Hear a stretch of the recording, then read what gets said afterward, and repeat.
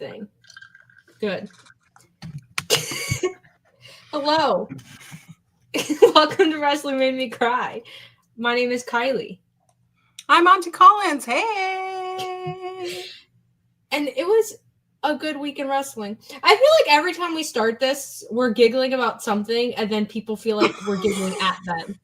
Is that just like my like insecurities saying like?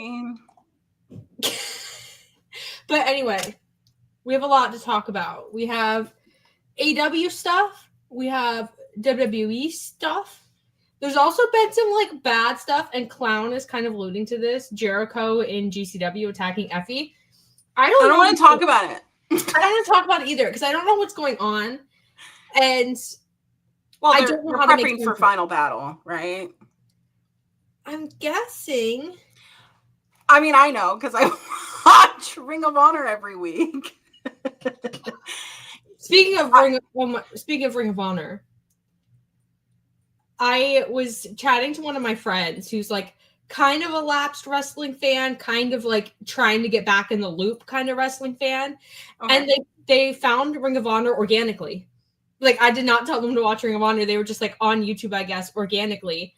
And now they are like 150% obsessed with Athena. And I was like, that's her power. That is her power. But they just texted me randomly out of the blue. They were like, have you heard of Ring of Honor? I was like, that is so sweet. That is so cute. Have you heard of Ring of Honor? I was like, yeah, I have, actually. It's a kind of an old promotion. Like, of course I've heard of her. But also, this is our 25th episode. Wow, we can rent a car. I know. We're frontal lobe developed.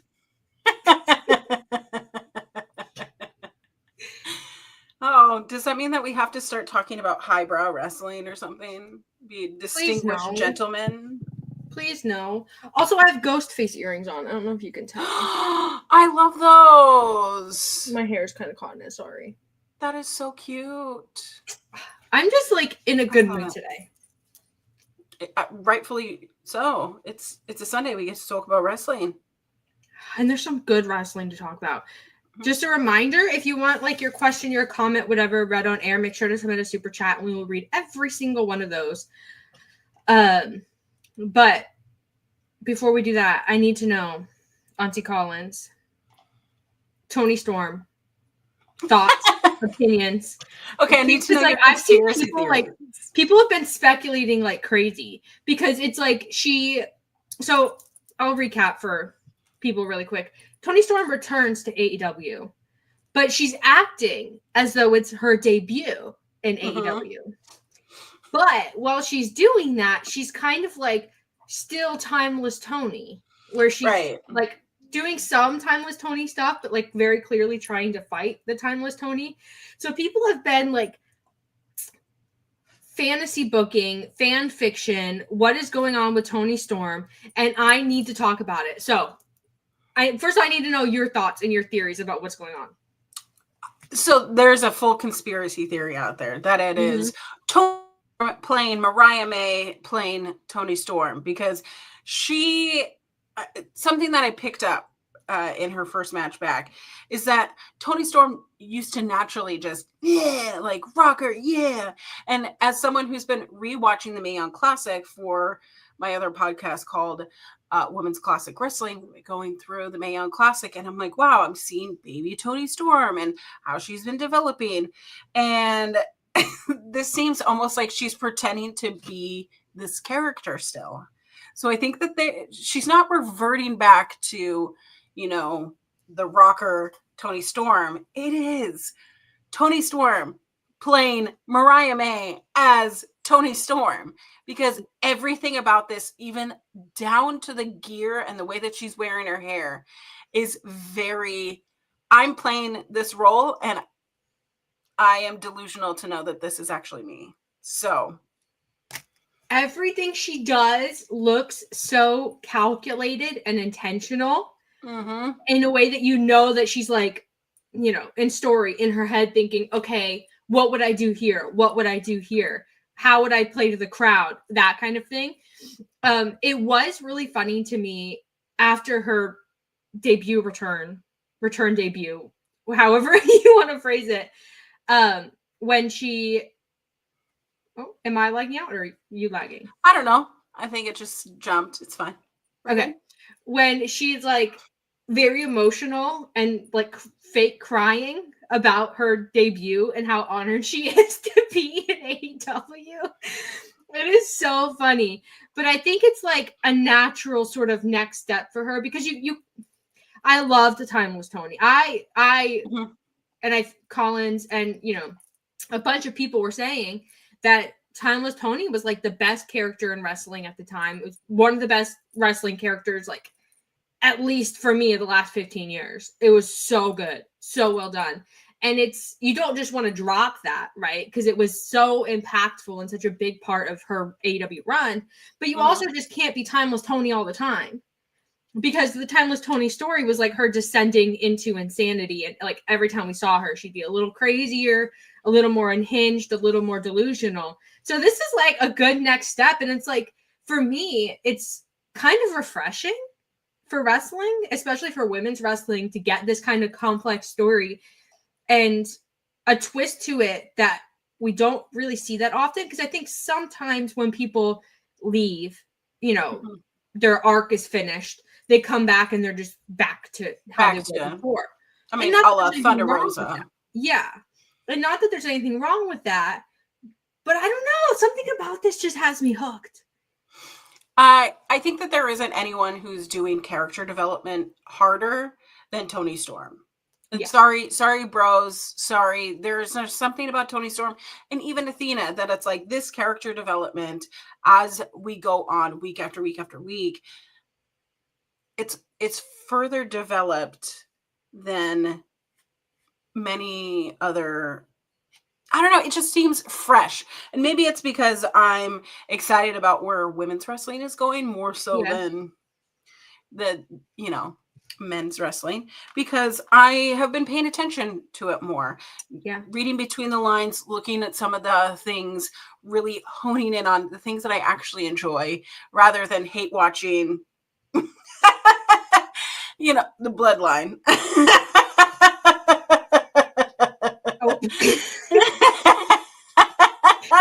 That's another show that we'll talk about. But I don't know. I think what Toni Storm is doing is something that we haven't seen in a very long time, where is this a gimmick or is this a character? And so I don't know if this year you watched Queen of the Villains over on Netflix. So it's the story of some Japanese wrestlers that are not known. I think the main focus of it is like a story that you're seeing how the development of this meek woman turned into one of the most badass women's in Japanese wrestling. And when you go to Wikipedia to like, oh, what's true about this? How is this series, kind of different from the actual truth? There really isn't anything documented.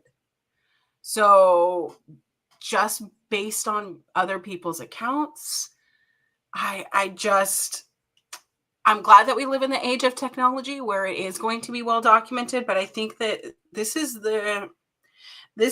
Toni Storm. Like, this is the ride of her life. And I don't know if she would have had this kind of depth if she had stayed in WWE, Yeah. And I think it's tough sometimes to appreciate the people in front of us, like the talent in front of us, because we're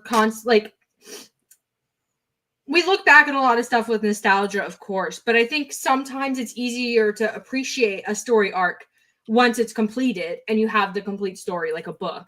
Sure, and I think sometimes it's tough, and the chat is kind of hinting at this, like people get very, very critical where it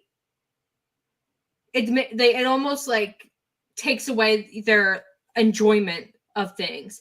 And I think for Toni Storm, And she came into AEW in a time where the women's division was like really suffering.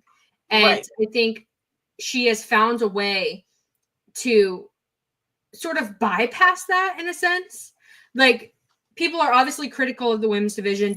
There's a lot of people who, for misogynistic reasons, for whatever reasons, they don't want to watch the women's division, whatever. But she's almost made like her own way in the world of AEW, where it doesn't matter where she is, what she's doing, who she's wrestling. People are going to be there to see it because she is that good. And I think we're getting it back into a time and a place where we're appreciating things in the moment for what they are. And I think AEW has really benefited from like the overflow of the Toni Storm story into other stories where we're just appreciating it in the moment for what it is. But I think AEW owes a lot of that to Toni Storm. Because, absolutely. I mean, if we're being completely 100% honest and transparent, 2023 and 2024 were rough years for AEW. And I think Toni Storm has been kind of a guiding light in changing fans' attitudes and fans' perceptions based on just how excellent she is and how it's like lighthearted and carefree and a fun little wrestling story where, you know, not that long ago, people would have torn into shreds. They would have been like, this is why you would have had the people who said, this is holding back women's wrestling. And then you would have had the people who were like, this is so boring. How could you book this? Blah, blah, blah. And like both of those sides. But she just somehow towed the line so well that she's changed that perception. And I think AEW owes a lot to her. And also, she's just so fun and she's so good at what she does that you can't look away. Absolutely. And I think that she's well respected by everyone that she wrestles. And I know that we talked about that on previous, you know, shows about, like, say, Britt Baker, who Britt Baker's character work and who she is backstage didn't really translate, I guess so to speak, with some fans when she was on screen. Yeah. I'm not one of those people. I clearly love Britt Baker, as you can see. But there is something different about Toni Storm. She's not that. But I think that she is super personable and connects with the audience while also being in character. And I know I mentioned Athena. Athena has also done that in Ring of Honor, which I think is where a lot of people want her to translate that into a wider audience, because not that many people watch Ring of Honor week to week. Because how can you? How can you? There's so much wrestling to It's so expensive per show to watch Ring of Honor because it's behind a paywall. Yeah. Pay for it. It's so expensive. It is so expensive. But I also wanted to say my wrestling shirt today is a Thunder Rosa shirt. I remember I forgot to tell y'all at the beginning of the show. But it's Thunder Rosa. I love her. I got my little cardigan because it's a little chilly in Florida. A little bit. A little chilly. I need to know, what is the temperature of Florida? Let me check. This is our weekly check-in to see how are we doing. The low today is 63, but we are getting a cold front next weekend, and we're gonna have lows in the 30. So. Oh, okay. Just saying. That is cold for Florida. So that is. And like the gross thing is, it's been so humid. And I think that's why we had such a rough hurricane season. And so it gets cold, but it's still disgustingly wet. And so it just sticks to you. It's gross. Yeah, that's gross. And then you have to like shower like 3 to 4 times a day, at least for me. Yeah. When I went to Florida, it was like, you got to shower in the morning and you got to shower. I shower. If I don't work out in the morning, then I have to shower after my workout, whenever it ends up being. So shower in the morning, shower after the workout. And then, like, honestly, I don't like going to bed dirty. So shower at night, because I'm usually a shower at night kind of person, because also I have like a nightly ritual. If I don't do it, I fall asleep on the couch and then I mess up my back and all the things. But I do like a good nighttime shower. You put on clean jammies. Maybe you pop them in the dryer for a little bit while you're in the shower. You come back, put your jammies on.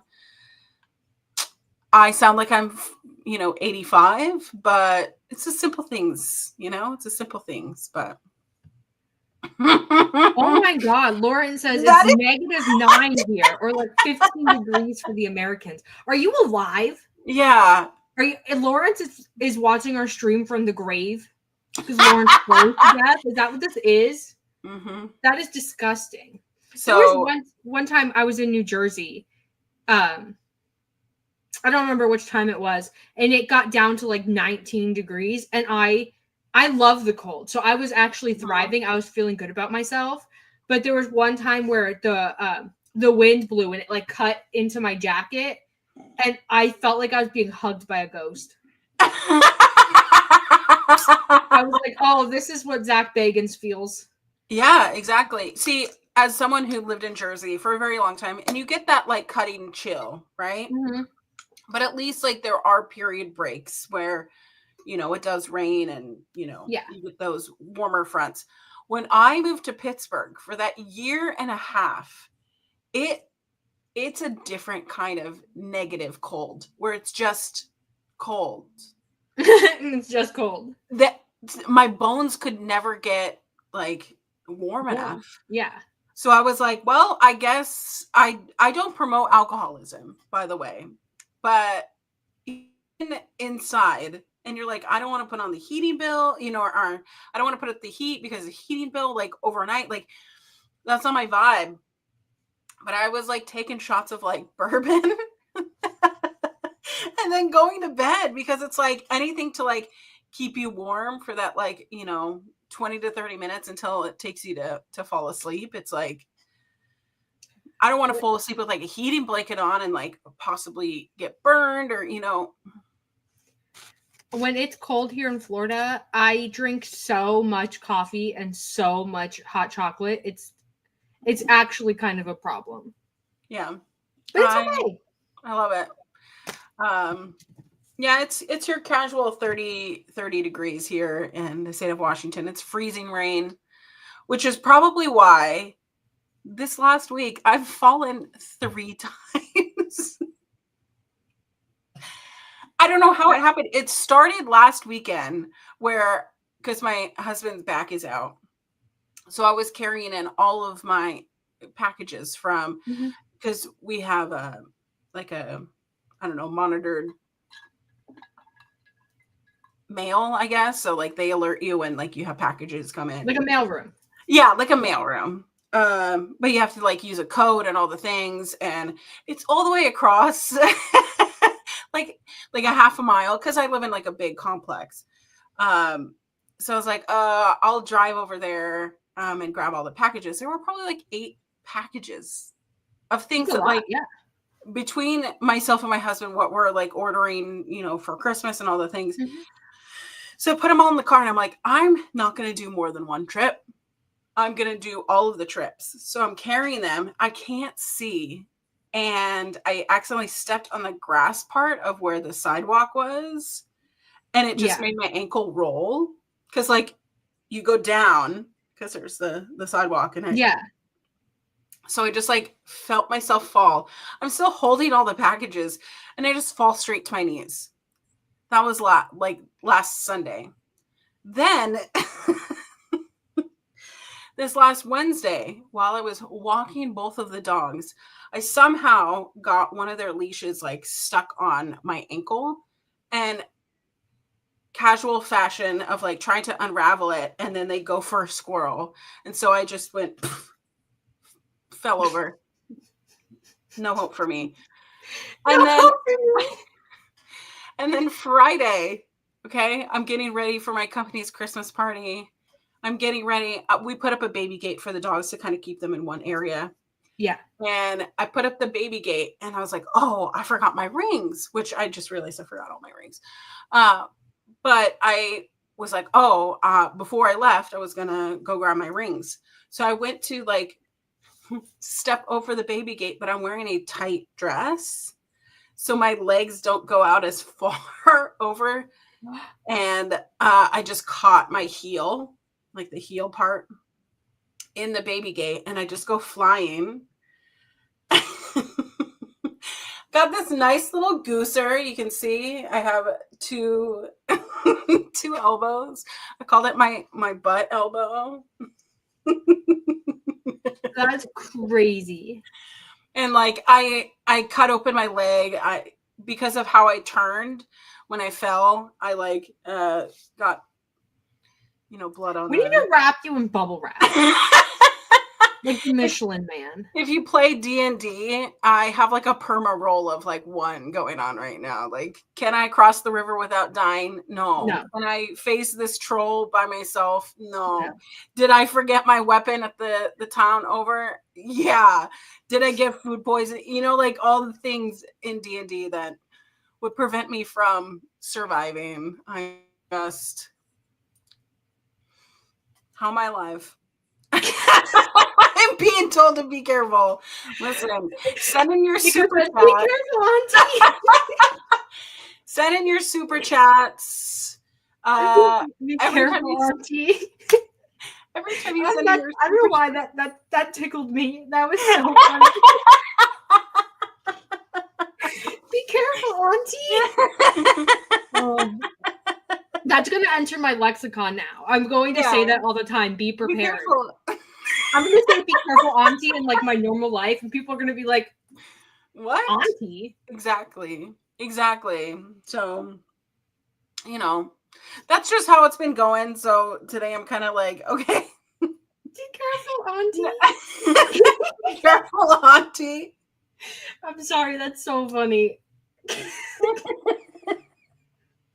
Truly, I think this is like the second time I've laughed on this show.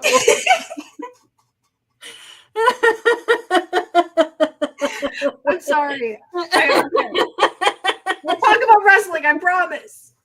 I love catching up. But what a week it's been. We talked about Toni Storm, but did you catch any of that Saturday night main event last night?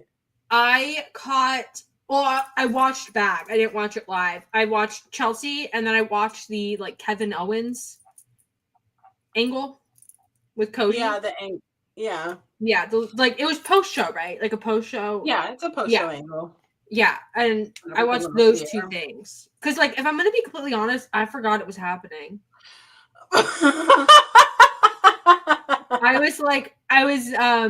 My friend, he's a streamer, he streams games, so I like popped in and someone was talking about the belt, like the winged belt, and I was like, there's a WWE show today? Yeah. I forgot. Yeah. It's okay, I caught up.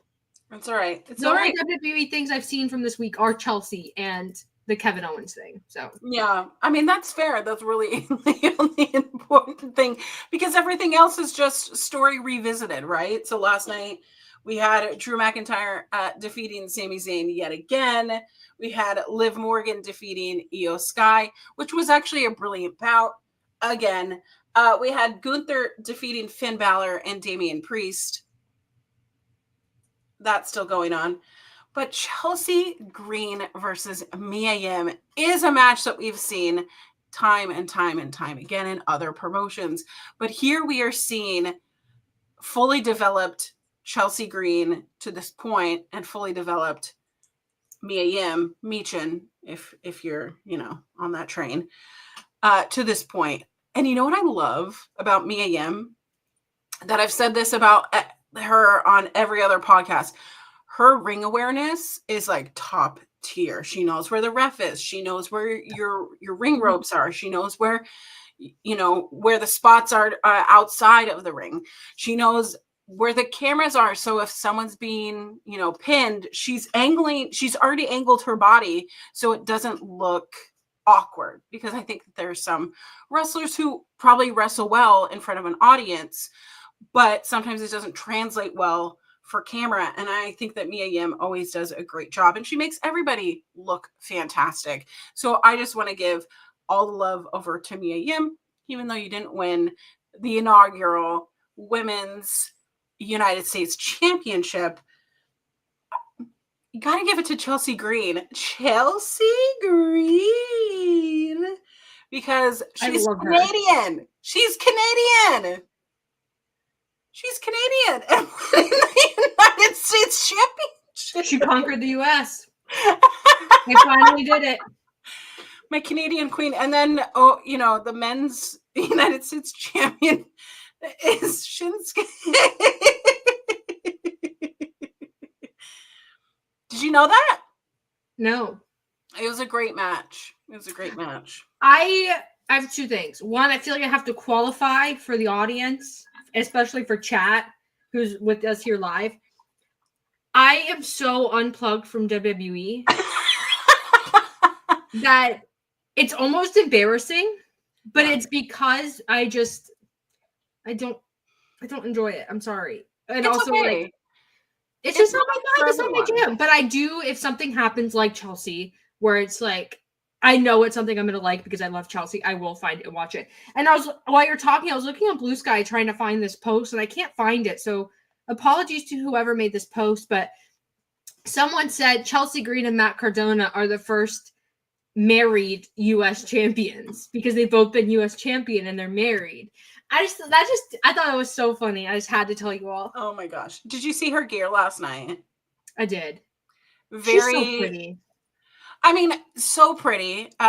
The one pant thing was very homage to.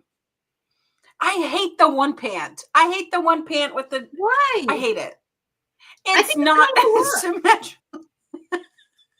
It's just a naked leg, you know, like at least jazz up the other leg. I don't know. Jazz up the other leg. Jazz it up. Put some pizzazz on that leg. Ruby Soho like wears like, you know, fishnets sometimes or like a long knee or something. So it's like, okay, it looks like a cutout. It just kind of looked, I don't know. I love Ruby Soho. I do too. I miss her so much, but I love that she's being a mom right now. Being a mom. Healing from the trauma of birth and all of that. I respect her. But Chelsea Green, I think like for me, it wasn't even just Chelsea Green being the inaugural women's US champion, which is obviously a big moment in itself. Mm-hmm. It's the fact that she's had to fight so hard for it because I don't know if you guys are familiar with Chelsea Green's story, but she's like constantly underrated by WWE, constantly in and out. She goes and she kills it in TNA or on the indies or whatever she's doing. And then WWE is like, no. So like the fact that she finally got her due and has a big honor, I think, of being, the first women's US champion because WWE having like, I hate the word mid-card, but you know what I mean? Like a mid-card title. Yeah. Like it's not a world title, it's the US title, but having that is a big deal for the WWE women's division because it wasn't that long ago where there was like 6 women's wrestlers total in WWE.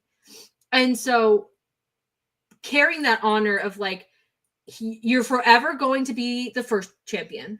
You're forever going to like have that attached to you and be part of the record books. But also now, because you're the first one, you have to prove that the title is worth having. To not to me, I think it's worth having. I have for years, but to like the people in the WWE audience who, let's be honest, there's a lot of them who still aren't sold on the women's division being as prominent as it is. So like she has a lot on her back, and the fact that WWE said, we trust you to do this, to establish this title, to carry that, to make it something worthwhile, if they follow it up with good booking, of course, because I mean, that's always going to happen in WWE where nothing happens, but it's a big deal. It's a big freaking deal. And I just, her whole like career story, to me, this means more than if Chelsea Green won a world title. Interesting. I think we've seen the start and stop of Chelsea Green in the WWE, right? Yeah. We saw her come in, get injured, be out. Come in, get injured, be out, be released. Come in, get injured, come back, do tag team stuff, get injured, go away. So the start and stop can stunt your momentum, but I feel like she's so dynamic right now and people are really catching on to the mess, the pretty mess that is Chelsea Green, and her run in TNA really I mean, even just having it be 7 years to the day of winning the Knockouts Championship is just, I don't know, makes me emotional. It makes me want to cry because I'm so proud of her for sticking it out through how many start and stops there have been, but also sticking it out to the fact of, this has been my goal, this has been my dream, and all I want to do is entertain.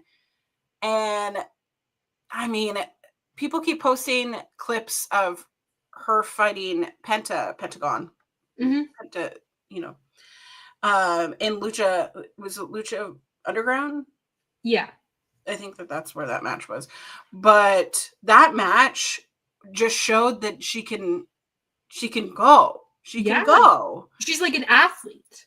Right. She's very athletic. And even in the women's Money in the Bank this last year, showing that she can take those risks and have it reap rewards. So what a better talent to put that inaugural championship on.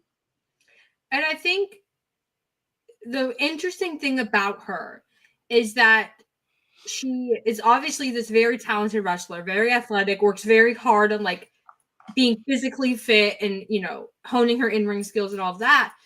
But she's just so genuine in the sense that she's funny. She does the comedic stuff, the hot mess, all of that. But she's also, when I watch Chelsea Green wrestle, it's like, this is who she is. She's very authentic and very real. And I think I've just always appreciated that about her in WWE or out of WWE, wherever she is. The fact that she's like not afraid to take risks and not afraid to like break the mold a little bit, because let's be honest, she could have very easily been shoehorned into like a specific role, like a diva role, which I hate the negative connotation of divas because I'm not going to go on that tangent, but she could have been shoehorned in that way, but she was herself. And she did the hot mess thing, which is like the antithesis of like the pretty put together diva wrestler. And so I think that she's part of a generation of wrestlers who has done a lot of that. Like if you look at Chelsea Green's like class in WWE, like class of, you know, whatever. It's Tough Enough and that. Yeah, like I don't remember the year, but you guys know what I'm talking about. If you look at the women in there, it's full of people like that. These innovators who challenge a lot of things. And I think WWE finally rewarding that is super, super important, because they could have just as easily not had the title, or they could have just as easily given it to a more stereotypical like diva wrestler, which not a negative connotation, right? And just had it be a prop. But the fact that they gave it to Chelsea, maybe it's me being a little too optimistic or a little too idealistic. Them giving it to Chelsea leads me to believe that they have plans for this title, that it's going to be something they put a lot of focus and emphasis on, that they want good matches to come out of it, that it's like a workhorse title. Because the world title, I have thoughts, but I'm not going to let men's or women. All of them. I'm not going to let those negative thoughts infringe on Chelsea's moment. Absolutely. We love a good workhorse talent. I mean, right now we have Braun Breaker holding the Intercontinental Championship, which I don't think that he'll be holding for very long. Yeah. And we have Shinsuke holding the United States Championship, and now we have Chelsea. These are your titles that are going to have the actual meat, so to speak, that is going to keep you coming back for more, whether it's going to be on Netflix or on USA week after week.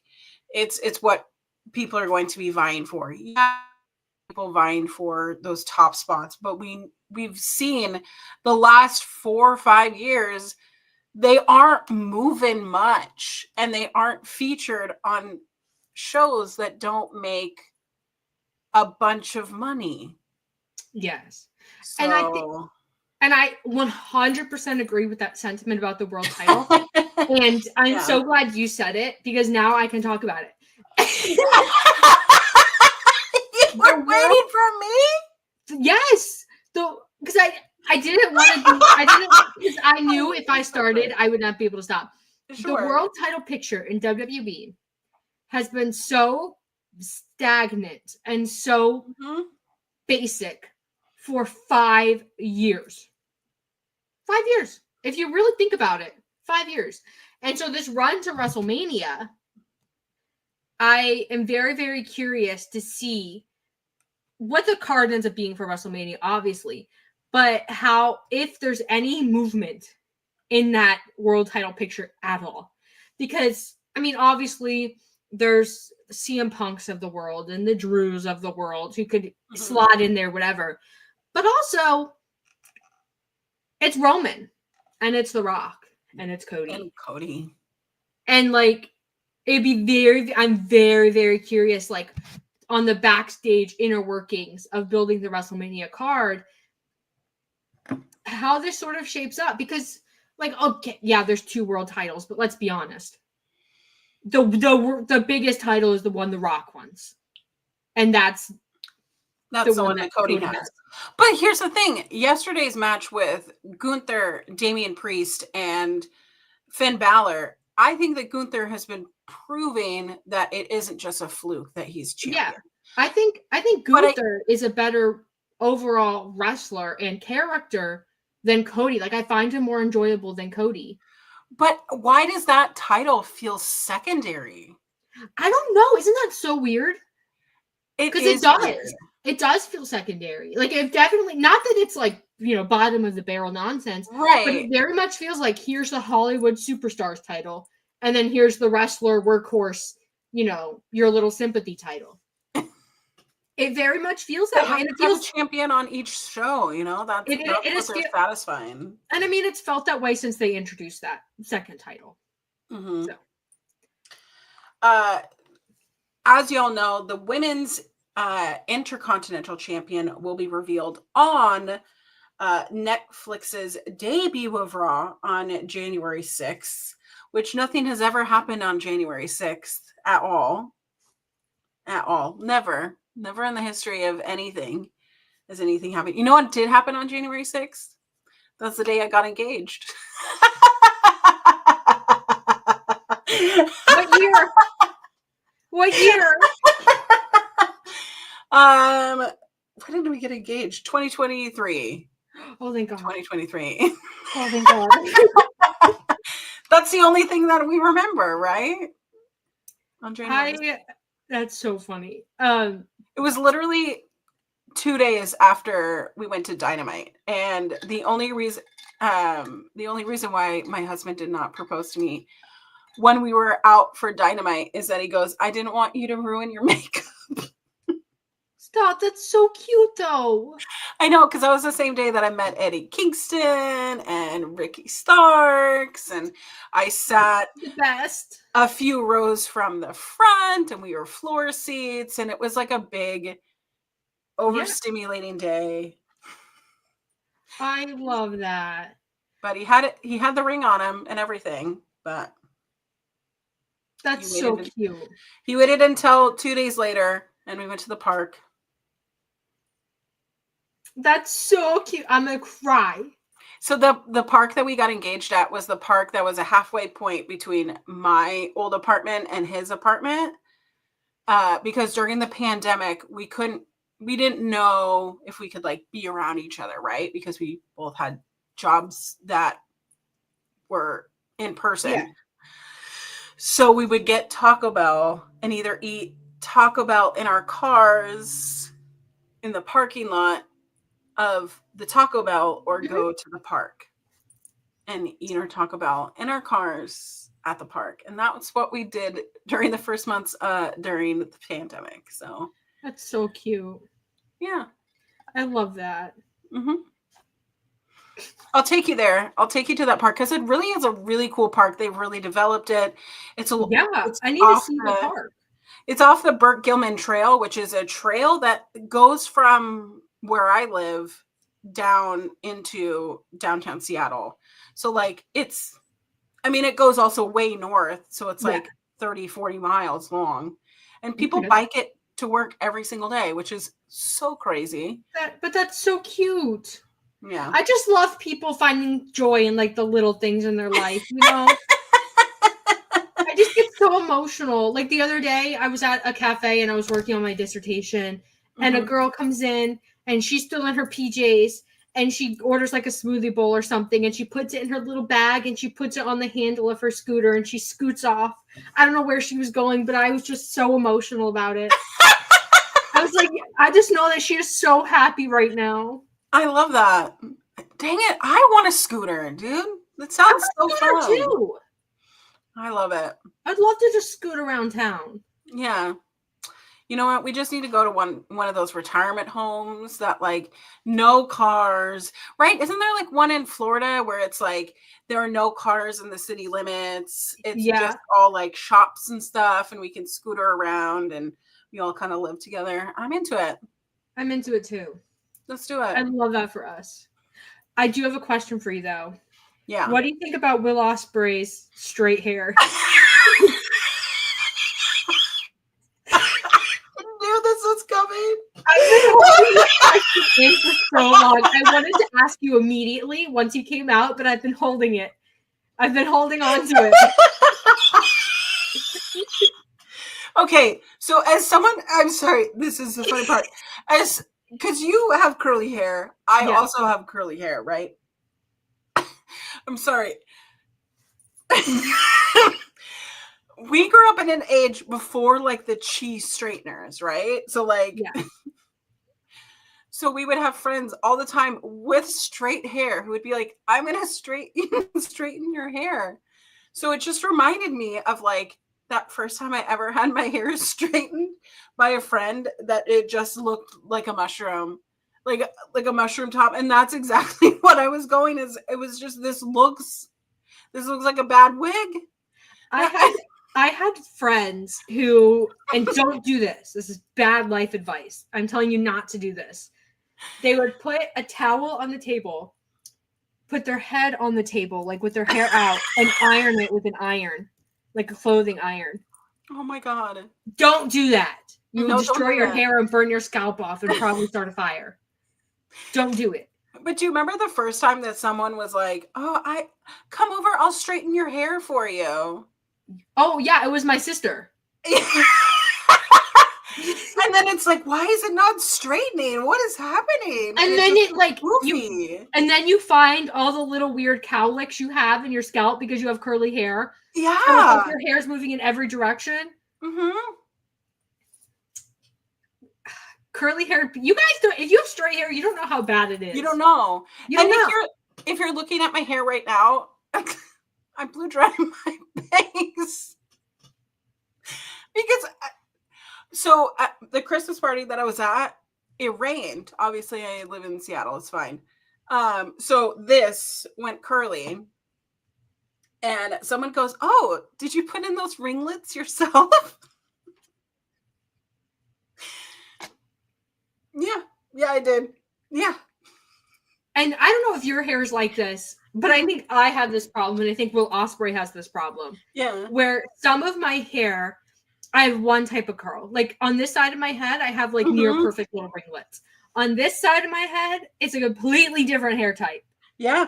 The curls are much looser. They're not tight little ringlets. And this side gets like a lot frizzier. And I think I'm not shaming Will Ospreay because if I am giving him sympathy because I know how bad it is. Who did his hair? I want to know. They should be fired immediately. He looks like a troll doll. It was really bad. This is also the thing of like, people who have curly hair get different haircuts than people with straight hair. It's just how hair works, right? So my hairstylist, I got this really bad haircut in 2020, and I feel terrible because this person no longer speaks to me because I told them this is a straight hair haircut. Like this is not a curly cut, because you know it, because it goes when you try to blow dry it, it's like bah, bah, bah. You know what I mean? Yeah. And they're like, I just can't seem to, when they're trying to blow dry it, I'm like, I look like someone took kitchen scissors to me because it was so So And like the thing about curly hair is sometimes you wash it and you do your routine and the curls look one way and they're one length and they dry and they're much shorter. But then a couple days later you'll wash it and you'll do the same routine and it'll be a completely different length and it'll look completely different. It just happens. I don't know what the deal is. I am not a hair scientist. Something about porosity of your hair and the humidity and the phase of the moon or something, but it looks different. And so, shout out to all my curly hair people. Yeah, but that's the thing. It's like Will Ospreay is. I mean, I think he's really well known for like the curliness of his hair. He's, I love it when he has like the tighter curls and it's shorter and it's just a little bit like messy. Like, yes. But this looked unhinged, like your auntie going through a midlife crisis, and it was so distracting. And I think it, and in the chat, people have alluded to this. I think it was him trying to like reach out, and he's like mourning Kyle Fletcher, so he's like trying to look like Kyle Fletcher. Yeah, and I get it, and I think it's an interesting story element to have that in it. I just don't. I think it was just so jarring. I think that's what it comes down to. Is it was a little bit jarring, but obviously he's a fantastic wrestler. He's having a great run in the C2. Blah blah blah. And then Kyle Fletcher comes out in those wacky glasses. I loved it so much. What is Kyle Fletcher doing? Androgyny, man. What? He's getting all gender to be in love with him because I am in love with Kyle Fletcher. We should have known this was coming when he wore a crop top. We should have known that he was unstoppable. All the signs were there. All the signs were there. We should have known. It's so funny though to see him next to like very serious Don Callis, and then it's just Kyle Fletcher with his wacky glasses and his shaved head, which I still haven't forgiven him for, by the way. Okay, I need to know your opinion since we're talking about Kyle Fletcher. What do you think about Mark Briscoe beating Kyle Fletcher last night on Collision? I have two thoughts. The first is that I think it's part of a broader Don Callis family breakup story because Hobbs and Mark Davis also beat the Don Callis family, Takeshita and Lance Archer. And so I think that they're telling a different story with Don Callis with the hopes that on the other side, they'll have, viable single stars in Kyle Fletcher and Takeshita who can, go on a tear and do the whole thing. And I think also the Don Callis family, like the people that are in it right now, the bond between them just don't make sense the way it did when Don Callis was with the Elite. It's like different. I also think that Mark Briscoe is so beloved and appreciated and respected beyond wrestling. He's like, obviously he's a wrestler, but I think beyond wrestling. And I think that his C2 run, it was almost a given that he was going to be the fall guy, bottom of the league. Just not because he's a bad wrestler. I don't want it to sound like I'm like shaming him, but because he's older, he can take the losses and not lose any steam, that kind of thing. I mean, he only won one match last Continental Classic versus Jay Lethal. Like, and also he's just like in the Toni Storm promo where she's like backstage, like yapping about her debut and whatever, and he's over there confused, like, hello? You've been here for ages? Hello? He's just like, he's such an asset to AEW and Ring of Honor, but he really wasn't on Ring of Honor for that long. Yeah. I mean, I feel like he should be, but that's just like my little opinion. I don't know. I think the Continental Classic, you kind of have to have a degree of unpredictability where obviously the winner, like there's so many different ways it could go. Even now, like there's still so many ways, But I think you also, like, if throwing a wrench in the works makes things more interesting. And I think if it was going to be anybody, then it should be like the pure babyface and the pure heel. That dynamic of that match, that makes a lot of sense to me. I'm just more invested in the Don Callis family collapse than I've ever been in the Don Callis family. I hate Don Callis, and I don't know how to convey this to you without sounding like I'm losing my mind. But his entrance music induces the worst feelings in me. Like, I hear that first bass note, or like the ultimate bassy nastiness that it is. And I feel like I'm decomposing. I think the thing that pisses me off also is with Takeshita being sucked into this vortex is Takeshita's theme is so good. Yes! Like, you were so right! You know who also has a really great theme? Who? The Bad Apple. Brian Keith. And they keep using the Chris Jericho Fozzy song. And I'm like, he has such a good song. I don't know how Brian Keith ended up with Chris Jericho. I don't know. I don't understand like how that decision happened backstage where they were like, he needs an up and comer to go with. Like, who do we give him? And they're like, Brian Keith, who like his vibe is not even close. I don't know how that choice happened. I would not have made that choice, but for Takeshita, I don't know. It's really interesting because like it's December 15th. We have the AEW pay-per-view on the 28th, right? Yeah, and then we have obviously the incredible run of Wrestle Kingdom and Dynasty and New Year's Dash and like big shows in Japan, and I'm thinking because of if you look at which AEW talent are booked on the Dynasty card, I'm thinking with the run to Max where they're like simulcasting or simul-streaming, I don't remember the word. I think it's simulcasting. And thinking we're going to have a little bit of a new era. We're going to be in our new era. And I think Takeshita and Kyle Fletcher and Will Ospreay, I think they're really pushing them to be like the forefront of that.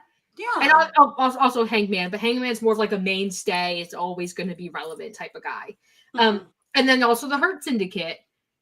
Oh my God. Also Toni Storm and also Willow Nightingale. We're batting home runs in AEW. Yeah. And it's so hard to keep up with. It feels like 2021 where everything felt so like you had to get your claws into everything that it was almost too difficult to choose what to enjoy the most. And then everything just felt so overwhelming. That's how I feel now. In a good way, though. Not in a bad way. I like it. I like it. Even when it's in a bad way, I like it. But even if it's in a bad way, I like it. Yeah, I like it. I like it when it's bad. I like it when it's good. I mean, it gives me something to talk about in my silly little life. So be careful, Auntie.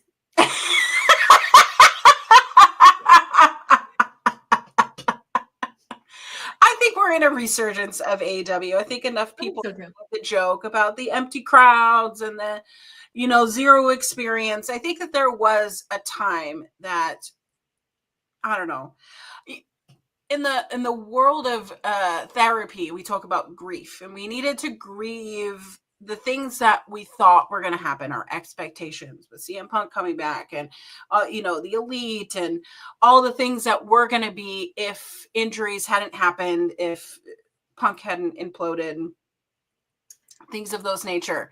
But I think that the right people are going to come back. The other people have gone other places. It's been fine.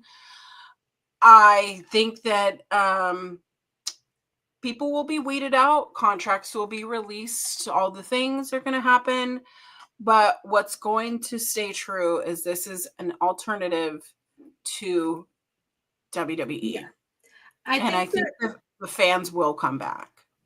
I agree. And I think that they're finding their voice again. Where like for a little bit, and it sucks that it coincided with the CM Punk era, but it sucks that it like felt for a long time like they were trying to just steal WWE fans by, and I'm not saying that derogatory, WWE fans derogatory, don't take it that way, anybody, but they were definitely trying to emulate a type of wrestling to some extent that WWE fans liked to kind of draw those fans in.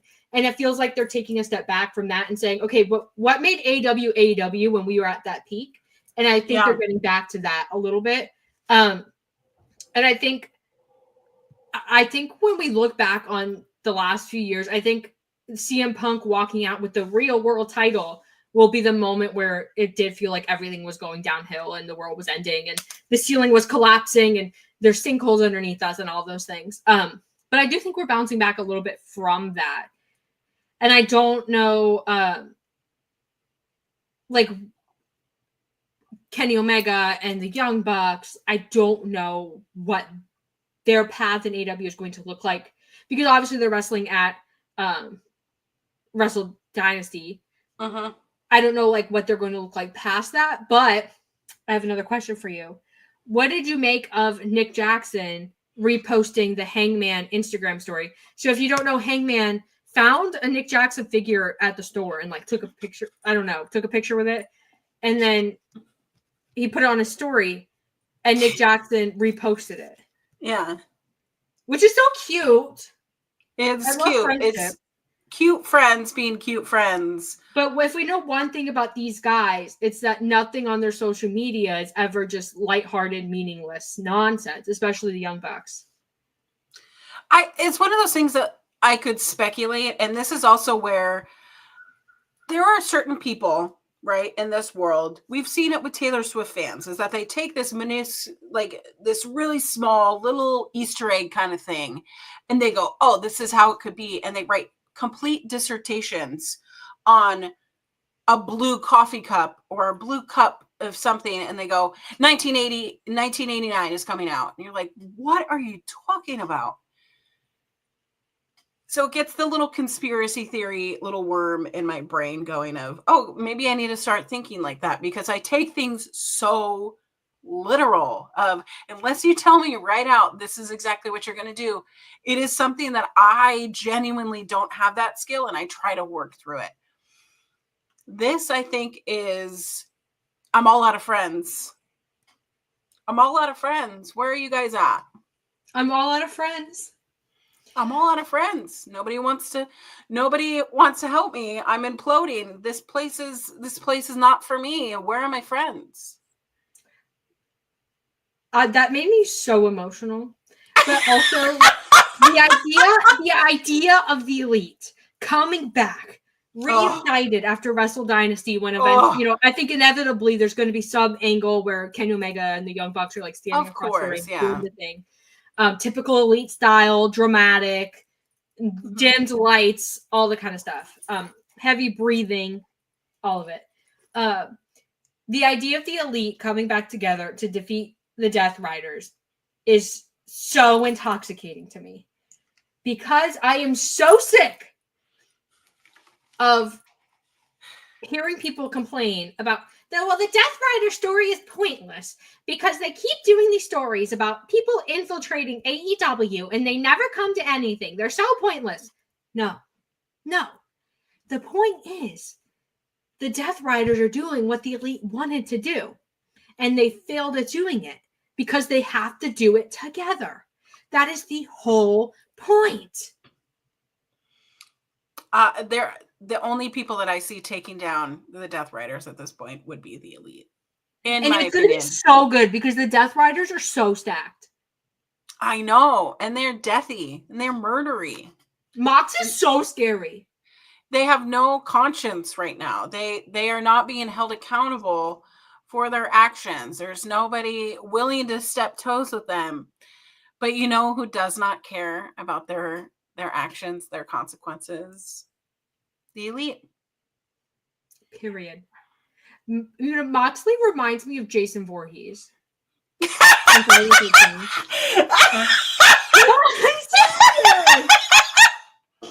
actual serial killer? Wait. I mean, fictitious. Chat. You agree with me, right? He gives you Jason Voorhees energy. Oh my gosh. No, he does, because it's like the way he walks and the way that he's just like, he is not afraid to do crazy stuff to put himself in the line of fire because he knows that he's invincible and he's a tough guy. Like Jason does. Like when Jason's chasing the camp counselors, he's just like, well, I'm just gonna walk around. Well, nothing's gonna happen to me. Well, stop, chat. You know that it's Jason Voorhees. I'm gonna write an op-ed. See? Okay. Nico agrees. He's Jason from parts 6 to 8. Stoic and unbothered. Hills Have Eyes is crazy work. He gives you Hills of Eyes. Dwayne says, no.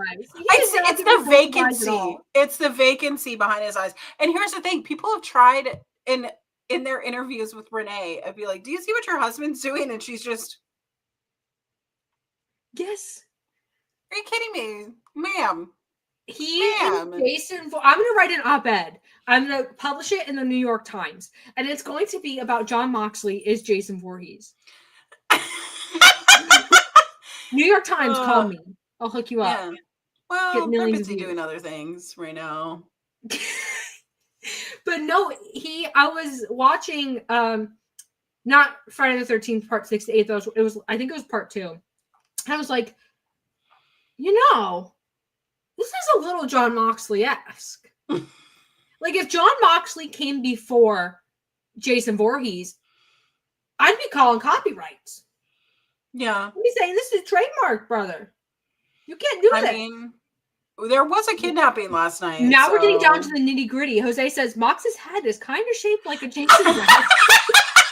Are we gonna have to do like a side by side? You know, people they when they're trying to prove celebrities have had plastic surgery, they do the translucent image on top of the other one. We're gonna do that. Don't worry, Jose, I got you. He kidnapped FTR. Yes, he is a horror movie like OG slasher. Okay, I gotta know. This is completely off topic. Out of, I mean, how many different Jason and Freddy Krueger and Ghostface and Michael Myers, who do you think would win in a fatal 4-way? Of just those 4? Yeah. I think it's got to be Jason. I think Ghostface is immediately out. Like, I think he gets, stiffed. He's gone. Yeah. I think Michael's interesting because I think Jason can beat Freddy. We've seen it. There was a whole movie about it. We already been there. We saw the singles match. Yeah. Michael is interesting, though, because Michael and Jason are kind of similar in some ways where they're just these, like, two stoic, unbeatable, like, boss villains, right? Mm-hmm. I think Jason pulls it out just because I think he's a little craftier than Michael, but I think Michael gives him a run for his money, and I wouldn't be surprised if Michael did win. I think, I don't know, because I think Jason... and also depends on like what part Jason. Because if it's Friday the 13th OG Jason versus OG Michael Myers, like we don't even talk about Halloween Returns or anything like that. OG, not this old OGs. Old. If we're talking but OG Ghostface. Oh my, OG Freddy, like just plain slasher, no Dream Warriors. Like, okay, so next October, I know that it's hurricane season for you. Let's do a rewatch. Yes. And then convince the powers to be to let us have a show about it. I'll just be like, Jeremy, I'm doing the show. Bye. Okay, perfect. Oh, if Mox is Jason, does that make Darby Leatherface? Oh my God! Little to be Leatherface. I think Darby could be a good hitchhiker. Okay, but Darby just like hitting himself in the face and then bleeding. It's like, who is the Leatherface? I mean, obviously Jeff Jarrett because he's Texas Chainsaw Massacre champion. But who is the Leatherface of? Because if Mox is Jason, I think. okay. I think I think he's the ghost face of AEW. I think Darby gives ghost face vibe. Okay. The Michael Myers of AEW. It's gotta be Takashita. Oh. Who's the Similar Freddy themes. Krueger though? Marina Shafir. Ooh, Hangman could be the Michael Myers. I think Swerve is the Freddy. Oh. I think he gives me Freddy energy, sneaky, get you when you're vulnerable, you know. I think Brody King is Leatherface. Clown, you're so right. Brody King is Leatherface. This is such a wonderful tangent. OG Ghostface is two people, but if we also think about it, like if it's a fatal four-way, they gotta elect one representative, right? Yeah, they can't do twin magic, right? Maybe they could. We get a moment. One gets stabbed and then the other one comes Part in. 7 Jason was great. Kane Hodder is also great. If you guys are into horror movies, let me know because we will do a horror podcast because I love horror. I love the whole genre. I love everything. And I love Kane Hodder. Who do you think is like the Chucky? Like if it's Child's Play in AEW, who's Chucky? Trying to think of everyone. I think it's Julia Hart. I mean, Tiny Murderer, yeah. That's a good one. I think it's Julia. You guys want me to do a horror movie podcast? I will. You don't listen. It's either that or like Emi Sakura. Emmy is such a good shout. Oh my god. I also think Jamie Hayter gives Ghostface a little bit. All right. I think that she's like. I think we've fully solidified. Maybe we should do those tiers, right? That like, is there one where we could just like drag and drop wrestlers to like categories of horror movie? Yeah. We could totally do that. Listen. Mm-hmm. Oh my god. I feel like we've stumbled upon something excellent here. Who do you think, and chat, you as well, who do you think would be the Art the Clown? Like the up-and-coming horror villain, the pop sensation, the heir to Freddy's throne. Who do you think? Look, here's Art. Who do you think this is in AEW? It's definitely not Chris Jericho. Did you say Chris Jericho? I said it's definitely not. Oh, I thought you said, it's got to be Chris Jericho. I was about to say, get out. You're kicked out of the horror movie fan club. I just have to say, I was laughing my ass off that entire time. He's just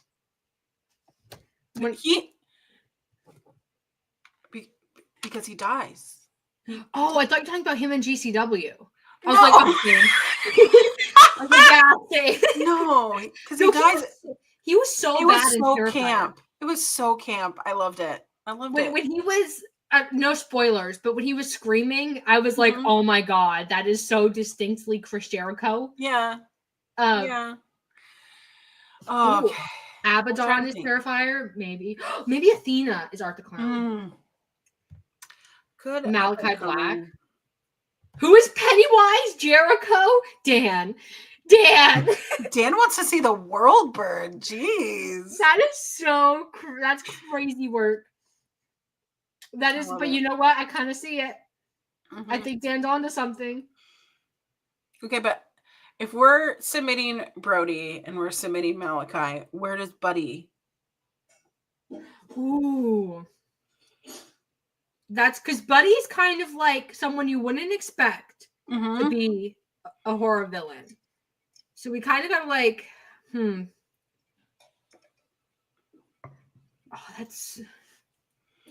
we're going to have to think about it. Yeah. That is He doesn't like, because like if he's got to be like a secret psychopath, like someone psychopath, someone a little elusive. The leprechaun. He's a leprechaun. Are you guys saying this about him because he's ginger? He's Chucky.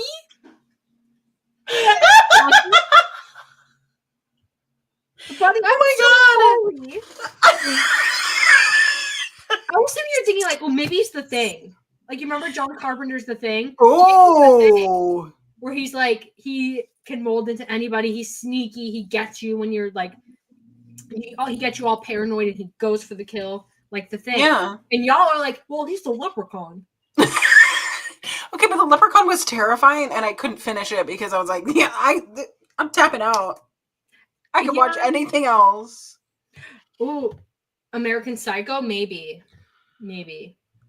I will. We should do this. I will get a list of like, I don't know, 15 horror movie villains, like recognizable ones, and I'll make you a list of which AEW characters I think are that killer. I'll put it on Blue Sky or something. Me and Auntie Collins will collab. We'll do it because I think that this is so fun. All right, sounds good. I'm into it. I'm really into it. And Jose just said something so insane in the chat. Jose says, "How about Nigel as Hannibal Lecter?" I think we're getting very unhinged. I think now we're making like accusations.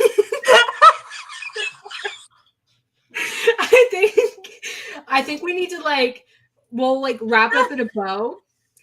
We'll say stay tuned. We'll do the post. But now you're like, horror movie. Nigel gives me cannibal.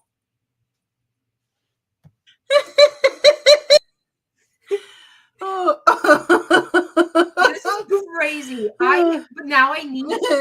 Okay. We'll collab. We'll do the tier list list situations, and then we'll do a podcast special and just for funsies, and we'll see. Dustin Rhodes as Buffalo Bill is more crazy work. Get out.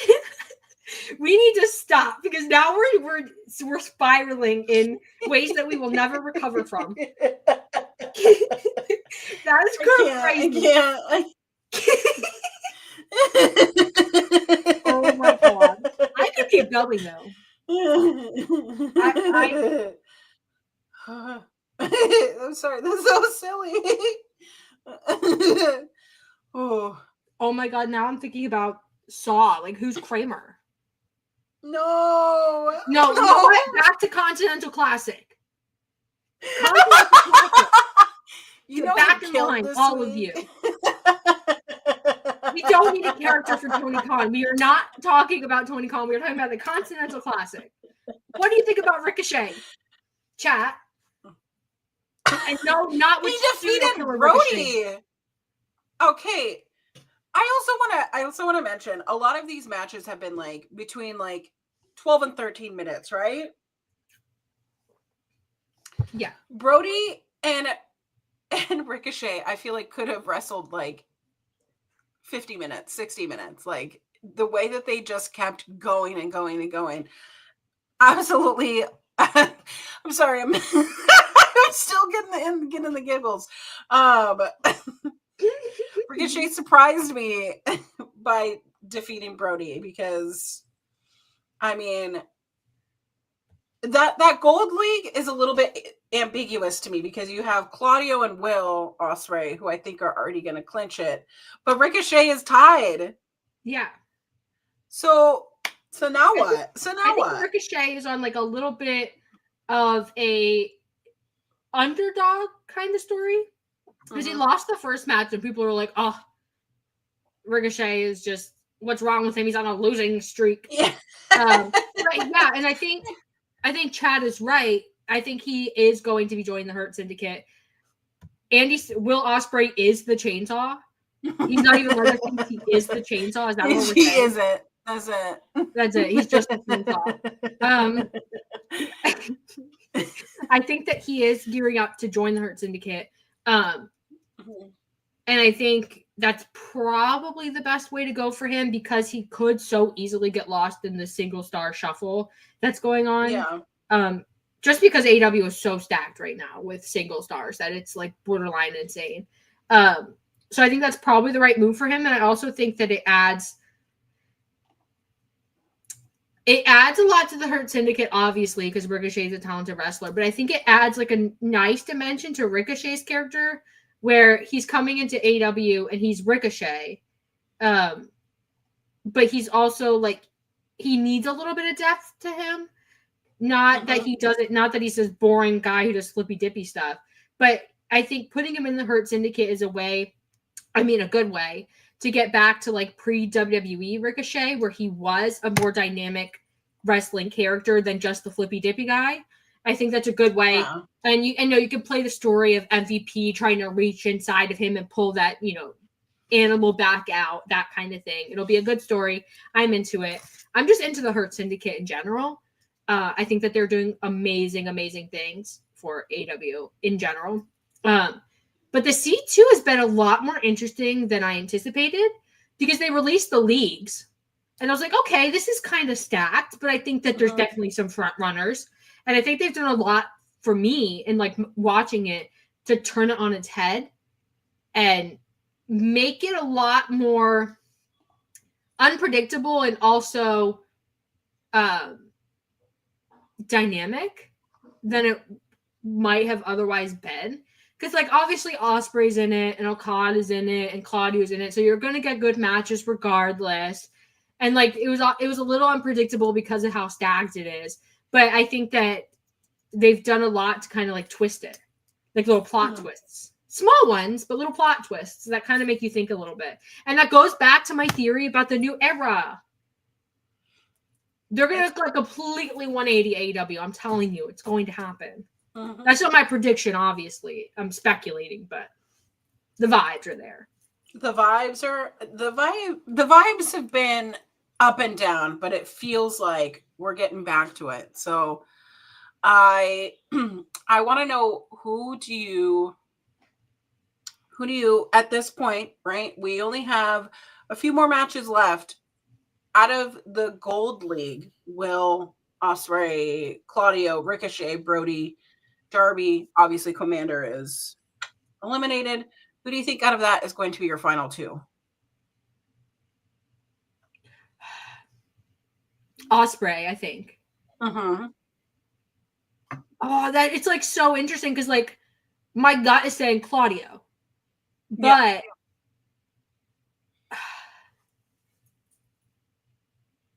I don't know because like obviously. I mean, I don't think Brody.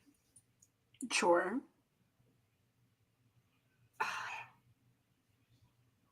See, this is the interesting thing because you want to see who on the other side is going to be, you know, the... Oh, yeah. Well, I think the other side... Kyle, Fletcher, Okada, Mark Briscoe, Daniel Garcia, Shelton Benjamin, because I think that one's a little more clear because Okada and Kyle are there, unfortunately. But like the relationship between Ospreay and Darby, and Ospreay kind of like reaching out a hand to Darby is a little bit interesting. In like the wake of, you know, the Death Riders and the war in AEW that's happening. And so I think my gut says Claudio, but I could see a world in which it's Darby. I mean, this is to say, because last year, yes, Eddie Kingston won the whole thing, but he went into the Final Four with the least amount of points. And the only reason why he advanced to the Final Four, because he was tied with Andrade for 9 points last year. The only reason why he went to the Final Four is because he had beaten Andrade. Yeah. So will they do something like that again, or will it just be because Kyle Fletcher's been cheating to win this whole thing, right? And in the finals, we can't have Kyle Fletcher versus Okada. So Kyle Fletcher goes to the finals, we get a new champion regardless. Yeah. But are those finals going to be Will Ospreay versus Kyle Fletcher? I think you could do Will Ospreay and Kyle. I think that it would be like Okada being there kind of throws a wrench into things because I mean, you don't have to have Okada retain. Like, you could have a new champion crowned. But I think that you have to have a good reason why Okada isn't there. And if that's Kyle cheating, okay, because Okada doesn't have his friends with him. He's all on his own. Okay, and then we could have Okada come back and be Okada, not silly, goofy Okada. And I get the point there. Yeah. But I also think there could be an interesting story in Don Callis turning on Kyle Fletcher and costing him against Okada. I think that could be there's a lot of ways they could do it that I would turn out just as entertaining. But I think ultimately what it comes down to is their follow-up on it.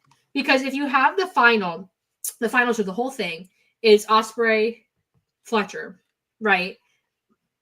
If Ospreay wins, you need to do something with Kyle, whether that's him turning on Don Callis turning on him, and him running back to, United Empire, begging for forgiveness, whatever. Yeah. If it's Kyle beating Ospreay, you have to do something with Ospreay because he needs something after that. Because if he loses the whole thing, where does he go from there? Right. So like you have to follow it up. And if you're going to continue Kyle Ospreay after that, I think that you can only do that if Ospreay loses and he loses dirty, like Kyle cheats or something. Then you can continue it and you can do the feud at your next pay-per-views, whatever. But what I don't want to happen is regardless of who wins, we get no development and no follow-up and we just kind of continue the status quo. And I could see a world where that happens, unfortunately. And I talked about this on Blue Sky a little bit this morning, where like AEW kind of has this thing where they're trying so hard to do these like very long-term complex stories that they almost don't capitalize on things when they're their hottest. And I fear that might happen here with Kyle Fletcher. I would love to be proven wrong.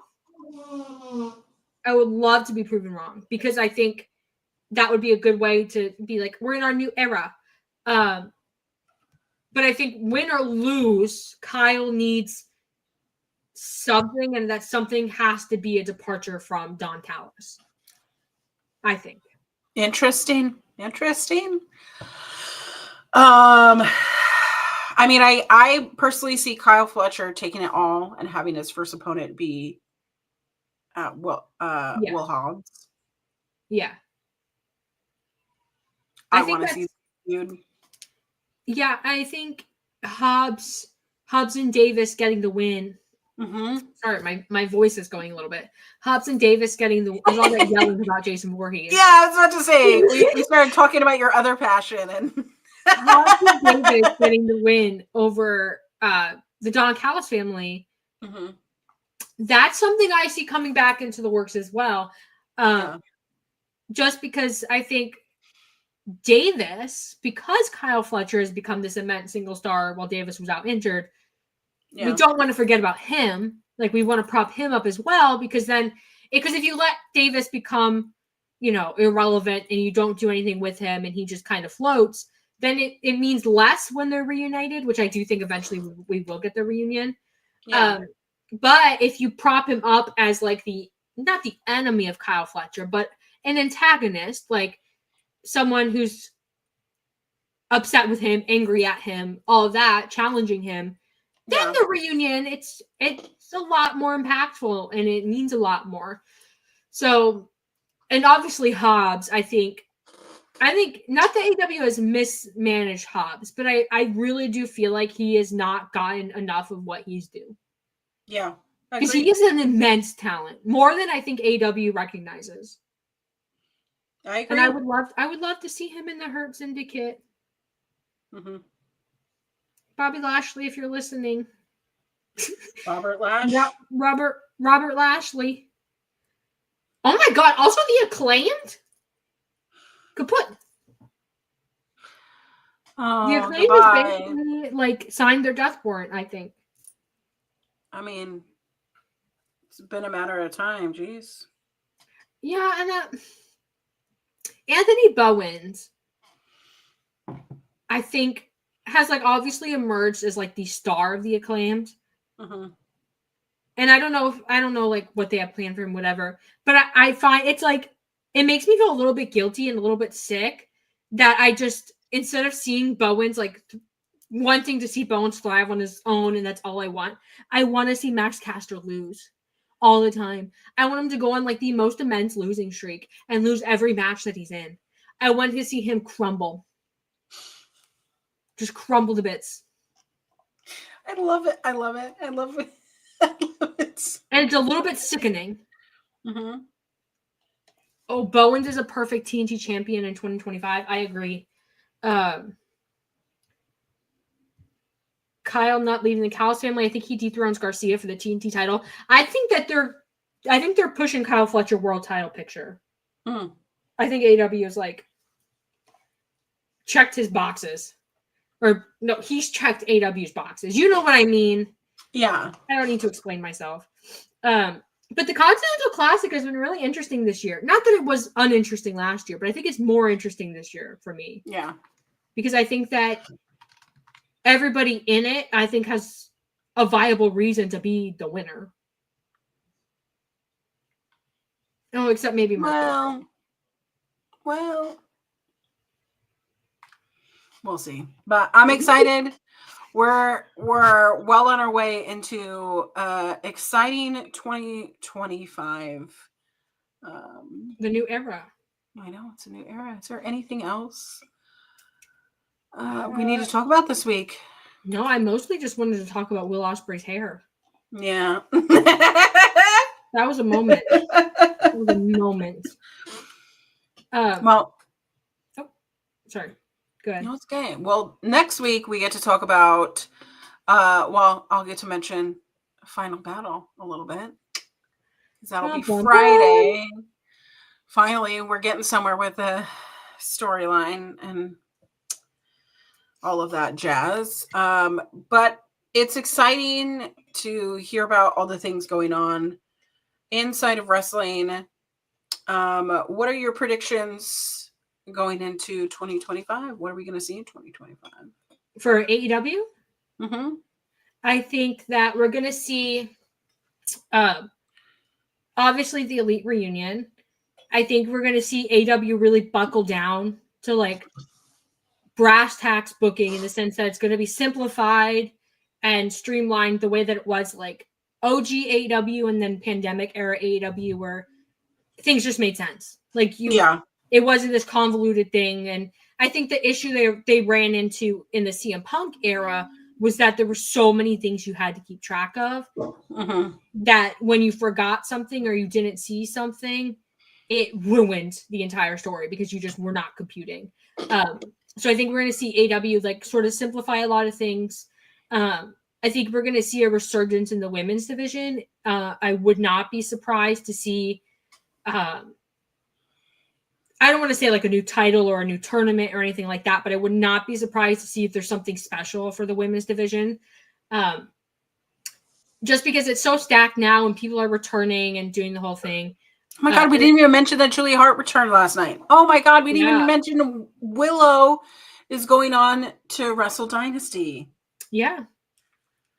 Which, crazy, but I'm so excited. I kind of thought it was that they were going to trajectory-wise do Jamie Hayter, but I thought so too, but I'm not mad about Willow because I think Willow kind of earns it and deserved it. And I think that they're gonna like, I hate the term like giving the fans what they want because I think it's such a cliche, but I think that AEW is gonna like say, okay, this is our audience, the majority of our audience, and they want these things. They like these people, that kind of stuff. Yeah. And I think that we're going to see a lot of experimentation from AEW, trying things, changing things, that kind of stuff. So I'm excited. I think it's going to be good. I'm optimistic. I'm optimistic as well. I'm excited for the HBO Max era of WWE. No, not AEW. Sorry, WWE. Who am I? WWE on the brain? I know. I'm excited for what they're doing as well, but I'm just excited for whatever is going to happen. It's going to happen, and it's going to be awesome, and we're going to love it. Period. I'm optimistic. I know some people are down in the dumps, but I'm really optimistic about it. Why be down in the dumps when you can watch wrestling instead? Period. I am unfortunately going to GCW. I say that unfortunately. I paid for the VIP experience because my best friend and I absolutely love Effie. Me. He has to be there, right? It's the same night as World's End. Mm-hmm. Oh. Mm-hmm. Which in the Pacific Northwest, World's End is going to start at like 5 p.m. our time, and the show doesn't start till 8 p.m. So I could get a good chunk of the show in.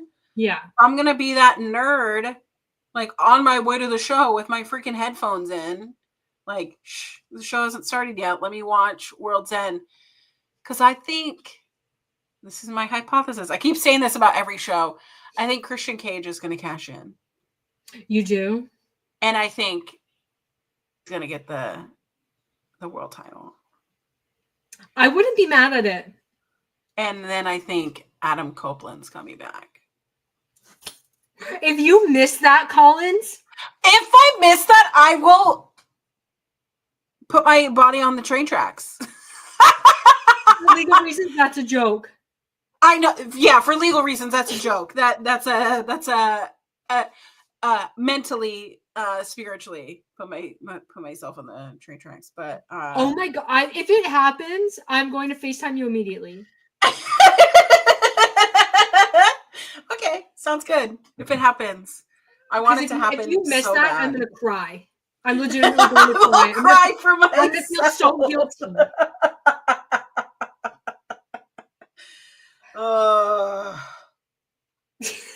But it'll be. Do you want to do your final thoughts and your plugs? My final thoughts is that wrestling is alive and well, and if you think that certain companies are dying, you're not in it for anything other than numbers. And if you watch wrestling for the numbers, I'd hate to see what your mom does for how proud she is of you. You said your mom, and I was like, where are they going? I saw your face and it immediately deterred. Listen, if you think life is about the numbers and all the things that are stacking up, you have a sad life. Yes. Okay, go talk to your mom. Have a sad life. Yeah, your mom is clearly not proud of you, because if all you do is measure your life by the quantity and not the quality, sad life. Sad life. Not to say that WWE, because they've been selling out arenas, is discounted. They're having some of the best stuff going on. Did I cry when the New Day broke up? Absolutely. We knew it was coming, right? Yeah. We knew that was happening, right? Did I cry seeing a certain someone return to TNA going, that's it, Jordan Grace is going to WWE, that's it? That made me cry. Why? Because I'm excited for Jordan Grace. Wrestling is alive and well. Don't measure it by the amount. Measure it by the moments. And yes, you will have a happier, more wonderful experience. I love it. Lovely sentiment. Okay. Tell me what's going on in your life. Tell me what's going on in your life. Tell me your final thoughts. My final thoughts are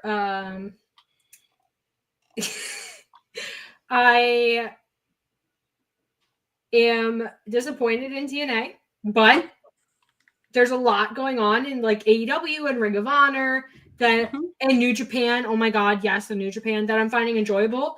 So like I think the moral of the story is that you kind of have to go out and find wrestling that you like.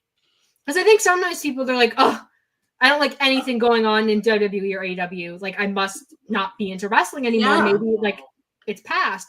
I think that you just need to find the wrestling that's for you and like suits your tastes. So that's my final thought. That's my moral of the story.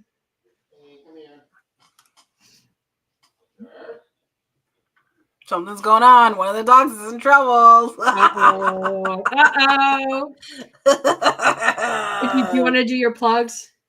All right. Well, hey, I'm Auntie Collins. If you like what I have to say, follow me on all my social medias.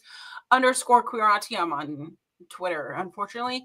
But I'm also over at Blue Sky. Hey, it's like 2012 Twitter over on Blue Sky. We're having so much fun. We're having a creative conversation. But the best part is when you block someone, that's it. That's it. So I'm enjoying all of that. I'm on TikTok for the till the wheels fall off, so to speak, in January, which is making me really sad. But why am I plugging my social medias? Because I do shows on Sundays. I do a show on Monday and I do a show on Thursdays. And anytime there is like a PLE or PPV. So PPV sounds so weird. Mondays, we are doing Women's Classic Wrestling podcast over on our local establishment. And on Thursdays on the same channel, I do our Ring of Honor post show. So if you want to come check those out, put that little notification bell on this channel, Fightful Overbooked, as well as our local establishment, our lovely friends over there. And this Friday is Final Battle. So if you want to watch a wonderful, frustrated post show, you should come and watch it and see everything that I have to say and cry about, because Chris Jericho being our Ring of Honor champion and not facing a Ring of Honor talent, I got a lot to say about it. So, all right, Kiley, tell the people where we can find you. I think, hold on, before that, I think the chat is right. Be careful, Auntie. Be careful, Auntie. That's so good. You can follow me on Twitter or X and Blue Sky at Kiley Wrestling. I'm more active on Blue Sky these days. My Twitter actually might still be locked. I'm not entirely sure. I'll have to check. But definitely on Blue Sky. I post about wrestling. I post about other stuff. Horror movies, video games, all the things I'm into. This is Wrestling Made Me Cry. It's a show every Sunday at 12 p.m. Eastern on Fightful Overbooked, where me and Collins get together and we talk about all the things in wrestling that made us cry, in good ways, bad ways, emotionally ways, all of the ways. So you can catch us every Sunday at noon Eastern, which is 9 a.m. Pacific, and wherever you fit in the middle. I don't know. And this is Fightful Overbooked. It's a channel basically where people just go hog wild and, talking about wrestling, talking about other stuff, doing what they want. It's like the Wild West a little bit, in the sense that you could find anything on this channel. So when we're done here, go to the playlist tab and go check it out and look and see. We will not forget to do the horror list. I will do the horror list. Me and Auntie will collab. We will do the list. Yeah, the Fightful Overbook plug, my plug, Wrestling Made Me Cry plug. We did the plugs. Iconic. We got it down. 25 episodes in, and we finally got the plugs down. I love it. That's what we're here for, right? That's what we're here for. Yeah, but you'll have to follow me on Blue Sky for the horror list if you want to see that. So get Blue Sky first. Yeah. Then follow me on Blue Sky second. Yeah. All that being said, thank you guys so much for joining us. It was quite a chaotic, entertaining show, but I had a freaking blast. You guys are the best chat in all of wrestling media. I will swear by it. I will go to war for you if I need to. All that being said, thank you guys so much for joining us. We'll see you next week. Be careful, Auntie.